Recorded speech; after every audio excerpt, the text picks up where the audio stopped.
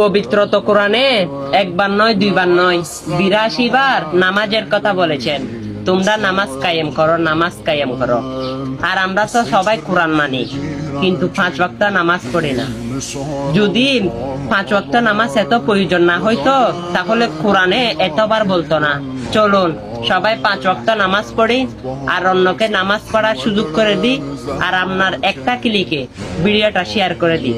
বাজে ভিডিও কিন্তু অনেক শেয়ার করছেন, এটা শেয়ার করলে আপনার কিছু আসে যায় না, বরং আপনি সওয়াবের অংশীদার হবেন। আমি সবার পায়ে পড়ি, কষ্ট হলেও নামাজটা পড়ুন। সর্বপ্রথম হাসরের ময়দানে নামাজের হিসাবটাই নেবেন, আর কোনো প্রকারে কিন্তু নামাজ ছেড়ে দেওয়া যাবে না। আর আপনি কিন্তু প্রতিদিন অনেক কাজ করেন, 10 মিনিট সময় দিয়ে আল্লাহর রাস্তায় নামাজটা পড়েন। আর আমি আপনাকে নামাজের দাওয়াত দিছি, আপনি চাইলে অন্যকে পাঠিয়ে নামাজের দাওয়াত দিতে পারেন। আর নয়তো আপনার 3 জন ফ্রেন্ডকে ভিডিওটা শেয়ার করতে পারেন। আর আল্লাহ আপনাকে কবুল করুক, আমিন। প্রিয় প্রধানমন্ত্রী, করোনার চলাকালীন আপনি মাস্ক বাধ্যতামূলক করেছেন, সবার মুখে মুখে মাস্ক ছিল, কিন্তু আপনি আরেকটা বাধ্যতামূলক কাজ করবেন, সেটা হচ্ছে নামাজ। ৫ ওয়াক্ত নামাজ বাধ্যতামূলক করে দিতে হবে।